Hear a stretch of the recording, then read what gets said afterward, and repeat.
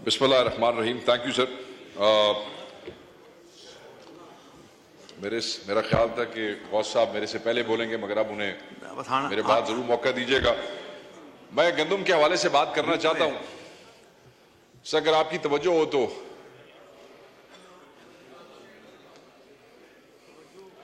तुहाडे हल वेख के तो गल कोई नहीं करनी, तो वेख के करनी। सर जी जी तवज्जो सर।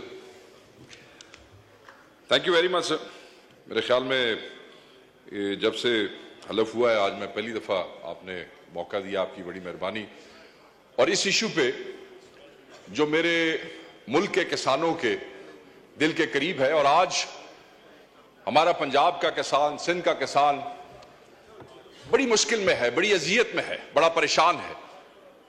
और सबसे बड़ा जुल्म यह है कि उसकी इस परेशानी, उसकी इस अजियतनाक जिंदगी और उसके इस लम्हे के जिम्मेदार वो लोग हैं जो अपने आप को अवाम के लीडर कहते हैं।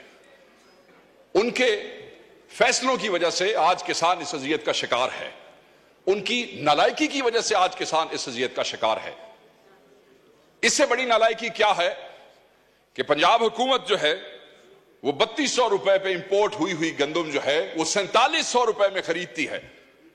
उसके बाद हुकूमतें जो है वो 3900 रुपए की सपोर्टिंग प्राइस जो है वो फिक्स करती है, और फिर इस काबिल भी नहीं है कि उसको इंश्योर कर सके, क्योंकि ओपन मार्केट में उसको फिर 2800 से लेकर 3000 रुपए तक की कीमत दी जाती है।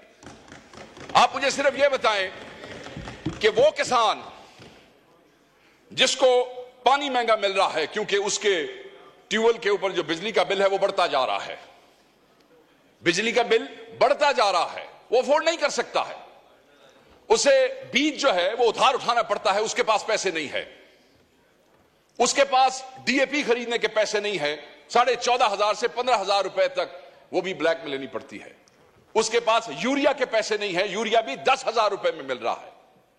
बिजली महंगी, फ्यूल महंगा, यूरिया महंगा, डीएपी महंगा, और उसके बाद हम ये समझते हैं कि क्योंकि हम सपोर्टिंग प्राइस 3900 रुपए रख देंगे और किसान जो है वो खुशहाल हो जाएगा और पैसे कमाएगा।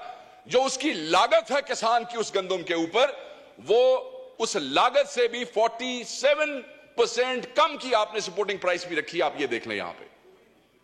और जो आगे तकसीम पंजाब के अंदर हो रही है वो एकड़ पे 6 बोरियां हैं, और 6 एकड़ से ऊपर की इजाजत नहीं है। 36 बोरियां, यानी कि 6 एकड़ से आगे, 36 बोरियों से आगे हिसाब किताब नहीं है, और उसका भी कोई खाता कोई नहीं चल रहा है। मुझे तकलीफ इस बात की है कि इस ऐवान में बैठे हुए ज्यादातर लोग जिम्मेदार हैं, ज्यादातर लोग काश्तकार हैं, कोई छोटा है, कोई बड़ा जिम्मेदार है, और अगर खुद जिम्मेदार नहीं है तो जिम्मेदारों के वोटों से इलेक्ट होकर यहां पे आए बैठे हैं। मगर आपने जैसे कहा कि एक पार्टी की तरफ से आपने उनको जोश दिलाया कि भाई बोलो, तुसी भी बोलो, तुहाडा भी सूबा है, तुहाडी हुकूमत है, तुसा भी गल करो। आपको बताना पड़ा है, दिल नहीं करता है। ऑब्वियसली जब अवाम के और किसान की गर्दन के ऊपर छुरी फेरोगे तो कैसे डिफेंड करोगे अपनी हुकूमत को? जब किसान को हलाल करोगे तो किस मुंह से डिफेंड करोगे अपनी हुकूमत को? इसलिए तकलीफ होती है। और 70 लाख टन सेलेबल गंदम पड़ी है पंजाब में, अभी मियां साहब ने कंफर्म किया, और उसमें से कहते हैं कि पास्को और जो सूबाई हुकूमत है वो कहती है जी सिर्फ 20 लाख खरीदनी है। मैनू ये दसो सर, ते बाकी 50 लाख अग ला छड़िए, बाकी 50 को क्या करें? आग लगा दें या चूहों को खिला दें या फिर वो फीड वालों को बेच दें। सुना है वो भी गंदम शंदम लेते हैं आगे मुर्गियों की दवाइयां बनाने के लिए, उनको बेच देते हैं, या फिर किसानों को कहते हैं कि तुसी अपने आप को आग ला लो, क्योंकि ये जो तुम्हारे अवामी नुमाइंदे हैं जिन्हें खो के हुकूमत ली है, खो के समझते हो ना, छीनी है हुकूमत, चोरी की है, ये तुम्हारा हक जो है उसका तहफ्फुज करने के लिए तैयार नहीं है। सो मैं ये समझता हूं कि वो सेक्टर जो फिस्कल ईयर में 2020 और 21 में पाकिस्तान की जीडीपी में जिसका 22.7% हिस्सा था, 2020-21 में जो पाकिस्तान की लेबर फोर्स का 37.8% था, आज उसकी जीडीपी में भी हिस्सा ज्यादा है, आज उसका लेबर फोर्स में भी हिस्सा ज्यादा है।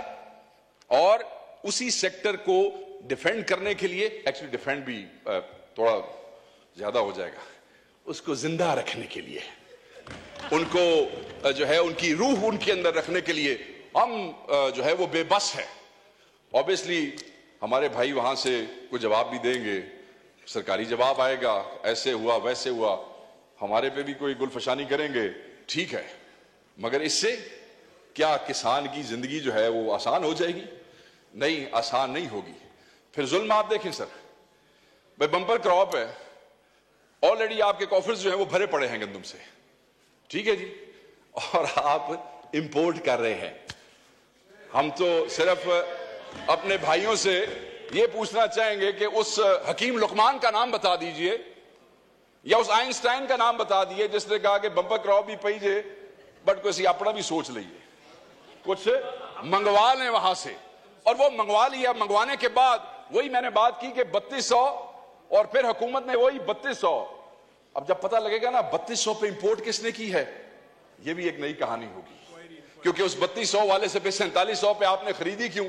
सो मैं ये बार बार नुक्ता इसलिए कह रहा हूं कि जनाब ये अवाम को, किसान को, ये वो किसान है जिसको पंजाब की कई शुगर मिलों ने अभी पिछले साल की गन्ने की पेमेंट नहीं की है। ये वो किसान है जिसने बीज उधार लिया है, ये वो किसान है जिसने खाद उधार ली है, ये वो किसान है स्पीकर, डिप्टी स्पीकर साहब, जो आपके मेरे दरवाजों पे, क्योंकि सिंध का भी यही इशू है, वो बेचारा कभी बिजली का बिल लेके आता है कि मेरी किस्तें करा दो, वापडा वाले बड़े जालिम है, कभी वो कहता है शुगर मिल वाले को फोन कर दो मेरी चीनी की पेमेंट हो जाए ताकि मेरा लाइवलीहुड जो है उसका कोई गुजारा हो सके। मैं सिर्फ ये कहना चाहता हूं कि ये जुल्म न करें, इस जुल्म से आप करते हुए डरें, क्योंकि जिस दिन ये बार आ गए, सानू तो तुसी बार बार कहते ना कब आ रहे हो बाहर, कब आ रहे हो, जिस दिन ये बार आ गए, जो जल्दी मुझे लगता है कि आ जाएंगे, उस दिन आपका क्या बनेगा? किस मुंह से अपनी हुकूमतों को डिफेंड करेंगे? किस मुंह से अपने हलकों में जाएंगे? किस मुंह से अपने हलकों में फातिहा और जनाजे अटेंड करेंगे? ये किसान है, इसका तवक्कल अल्लाह की जात पे सबसे ज्यादा है।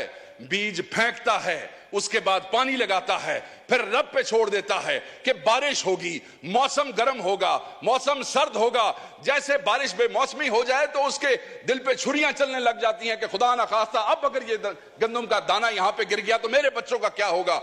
वो रब पे तवक्कल करता है, और जब उसके बाद कटाई हो जाती है, वो बेचने के लिए जाता है, तो वो बेशरम और बेगैरत जो दरमियान वाले दलाल हैं, जो मार्केट के अंदर बैठे हैं, वो पैसा कमा जाते हैं, मगर उस जिम्मेदार को कुछ नहीं मिलता है, उस किसान को नहीं मिलता है, उस पंजाबी को नहीं मिलता है, उस सिंधी को नहीं मिलता है। मैंने सिर्फ आपसे ये रिक्वेस्ट करनी है कि खुदारा उनकी जिंदगी आसान करें, इन डकैतों को बेनकाब करें, उनकी जिंदगी आसान करने के लिए कुछ ऐसी। सर आपके इलाके में भी आप खुद जिम्मेदार हैं, और मैं समझता हूं कि आप इस दर्द को मुझसे ज्यादा समझते हैं, क्योंकि आप तो खुद कल्टीवेशन करते हैं और बड़ी जबरदस्त काश्तकारी करते हैं।